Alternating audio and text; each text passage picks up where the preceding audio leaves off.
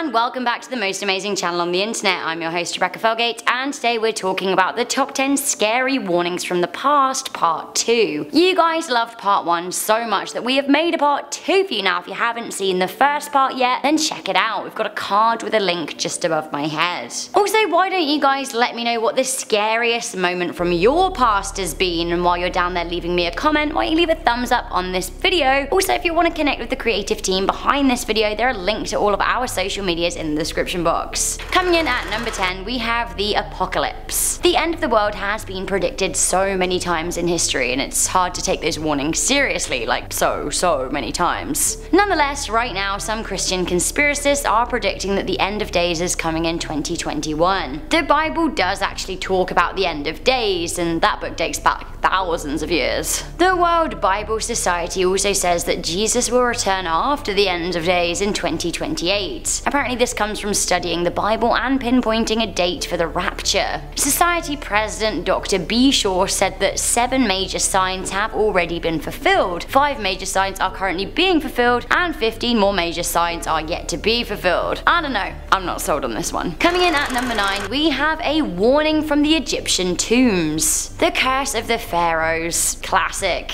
The curse of King Tutankhamun's tomb warned people off disturbing it for thousands of years. King Tutankhamun died in 1400 BC and was buried in a chamber in Thebes in Egypt. When his body was buried, the ancient Egyptians wrote a warning, as they did on many other burial chambers. Fast forward around 2,500 years, and Lord Carnarvon and Howard Carter's team ignored the warnings and entered King Tut's tomb in February 1923. This is really when the trouble began to start. It seems the curse was very much unleashed despite thousands of years of dormancy. 9 people directly related to the excavation and tomb opening died shortly after the burial chamber was breached. This included the financial backer of the excavation, Lord Carnarvon, and 2 of his relatives. Similar cases of plagues and pestilence followed after opening other Egyptian burial chambers. I guess don't say they didn't warn you, because they did. I'm honestly not too sure if I believe in the curse or not, but I have to say it certainly is a worrying coincidence. Okay,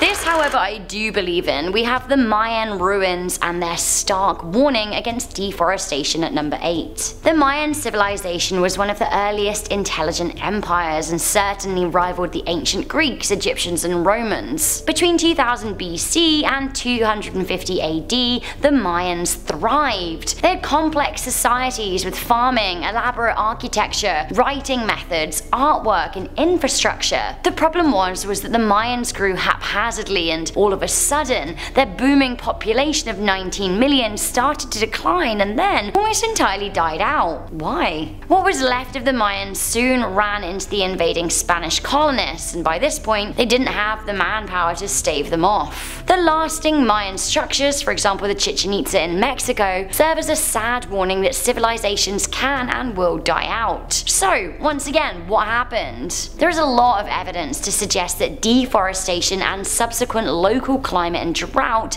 killed them all off. The Mayans chopped and burned wood at an alarming rate. It seems it took the burning of 20 trees to create just 1 single square meter of city space. Because cleared land absorbs less solar radiation, less water evaporates from its surface, making clouds and rainfall more scarce. So basically, deforestation added to what was already a time of drought. The lack of forest cover also contributed to erosion and soil depletion, which made farming and harvesting even harder. The Mayans were around longer than we as modern nations have been, and I have to say, warning modern humans, warning. If we don't learn from their mistake, perhaps we will have even more elaborate ruins than they did. Deforestation is going to be a problem. Coming in at number 7, we have the dodo extinction. The last dodo died 350 years ago. Long before then and long after, species have died out, but somehow the dodo has become the poster boy for mass extinction. When the Dutch invaded the island of Mauritius, the bird had been plentiful, but it went extinct within 100 years. Why? Well, the Dutch may have hunted and eaten them, but more likely ship rats and other animals brought over to the island by the ship, ate the dodo eggs, and outcompeted the birds for food. Sadly, by the 1660s, the dodos were lost forever. Yes, once again, extinctions do happen naturally over time, but this one was on us. This wasn't the first time human interference of a habitat led to the extinctions. It certainly wasn't going to be the last. It was a warning and we didn't listen, or if we did listen, we didn't care. In the past 500 years, we have been directly responsible for the total extinction of thousands upon thousands of species and the critical endangerment of thousands more. Why does it matter, some of you may say? Well, even if you're totally devoid of compassion, species balance out natural ecosystems, and without them, they can collapse. Have you ever heard the answer to the question, what would happen if all the bees died out, for example? If you haven't, I don't know, maybe you want to give it a listen. Coming in at number 6, we have Glacier 511. The world's deadliest avalanche could have been avoided had the Peruvian authorities listened to American scientists David Baynes and Charles Sawyer. These guys noticed that a glacier in the area, Glacier 511, was extremely unstable. When they told authorities in 1962, they were simply thrown in jail. Despite warning the Peruvian government that a glacier would soon cause a deadly avalanche, nobody listened. Just 8 years later, the avalanche came and buried 25,000 people under ice. In total, there were 70,000 casualties. Coming into number 5, we have the warning of antibiotic resistance. Alexander Fleming was given a Nobel Peace Prize for his work utilizing penicillin to create antibiotics and cure serious bacterial illnesses. When accepting his prize in 1945, he warned us of a future where frequent and improper use of antibiotics could lead to superbugs. That warning has been echoed by medics across time, who warn that by not taking the right dosages of medicines, we can allow our bodies to become resistant to the drug. Then, it is possible for us to spread this resistant sickness to others, which is how a very, very dangerous pandemic could start, and we wouldn't then be able to cure it. If a post-antibiotic era does come, some estimate by 2050 it could kill more people than cancer. Coming in at number 4, we have the stark warning by KOJI MINOURA about Fukushima. Fukushima is described as the worst nuclear disaster in the world. I actually recently watched an episode of Dark Tourism with David Farrier, who I might, side note, be a little bit in love with, and he was on a nuclear tour and registered some insane off-the-charts radiation levels, even in the areas of Japan that the Japanese government have deemed safe. What is going on? So the Fukushima disaster happened in 2011 as a result of the tsunami and the Tohoku earthquake. It was entirely preventable if people would listen to not one, but 2 scary warnings. KOJI MINOURA had read an ancient poem that described an earthquake in the northeast of Japan. On investigating, he found that in the year 869 AD, an earthquake had erupted in the area of Fukushima. This earthquake erupted every 1,000 years or so, meaning that actually we were overdue, and those who built the nuclear plant must have known that, or they absolutely should have done. He warned people, they ignored him. He spent 20 years trying to warn as many people as possible, publishing his works in magazines. Again, his warnings fell on deaf ears. He and the ancient poem were proven correct in 2011, and now parts of Japan are in utter ruin or totally contaminated. Coming into number 3, we have The Simpsons. We've done a whole top 10 list of the ways The Simpsons predicted the future, so I definitely encourage you guys to watch that. Either way, The Simpsons writer Matt Groening has been predicting the future for years. The Simpsons warned us about Siegfried and Roy's tiger attack 10 years in advance. We were warned about faulty voting machines, the NSA spying scandal, the Ebola outbreak, and they even predicted Donald Trump would be president long before he considered running. Lisa says that she inherited debt from her predecessor, Donald Trump. Let's hope that the economy part isn't a warning, just unfortunate non-coincidence. Coming in at number 2, we have the Cold War false warning of 1983. Some of you watching might not know about the night of September the 26th, 1983. A lot of us weren't even alive, but our parents and their parents probably were. Many of them may not have known that their lives were very nearly over. This was the night that the world almost ended. Lieutenant Colonel Stanislav Gustav Petrov was in charge of the Soviet Union's nuclear missile early warning system and the retaliation. In this early autumn evening, the bright red warning lights in a secret control station flashed. They were flashing to warn of an incoming missile from the United States. In the Cold War, the USA and the Soviet Union had a policy of mutually assured destruction. Now,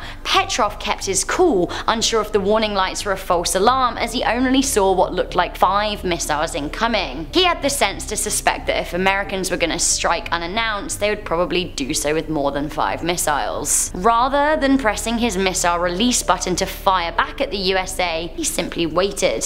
A dangerous game, sure, but within 15 minutes he realized that this was indeed a false alarm. So many people in charge would have been hot-headed and fired back without any hesitation. Had the USSR struck America, a full-blown nuclear war would have begun that night, ending life as we know it today. Luckily, Petrov was shrewd and composed, but the incident serves as a warning not to trust computer systems over human judgment. It's also a warning that hotheads with fingers on buttons might just cost us our lives. Not naming any names. Finally, coming into number 1, we have George Orwell's 1984 warning of the surveillance state. Orwell wrote 1984 almost 70 years ago in 1949. While his famous literary work was set 35 years into his future, the totalitarian state he envisaged was a hyper-reality, a fiction imagined by exaggerating trends he saw in the modernizing world. It turns out that 70 years later, his book may be less fiction than it is a word of warning. Orwell predicted CCTV and hidden cameras, as well as government spying on private conversations, which, if we learned anything from Ed Snowden, is definitely happening. He also predicted that televisions would be used to listen to civilians. Now, these days there's a lot of speculation that our smartphones might be listening to us. John McPhee, maker of antivirus systems, said, "If you give me just a small amount of information about yourself, I promise you, within 3 days I can turn on the camera in your computer at home and watch whatever you're doing." Basically, in short, 70 years ago, George Orwell warned us of the surveillance state. So guys, that was the top 10 scary warnings from the past part 2. Did you enjoy this list? Do let me know your thoughts in the comment section down below, and don't forget to let me know your scariest moment from the past. We've got to the point of the video where I like to read out comments from one of my previous videos, and if you leave a comment now, I could be reading out your comment in the future. So I'm reading comments from my top 10 scary Egyptian tombs that should have stayed closed, and many of you agreed. George or Hicks wrote, "This makes me want to change my major to archaeology." Our channel member, Foster Dog, wrote, "These are always so interesting. Classy as always, Rebecca." Thank you for being a channel member, by the way, Foster Dog.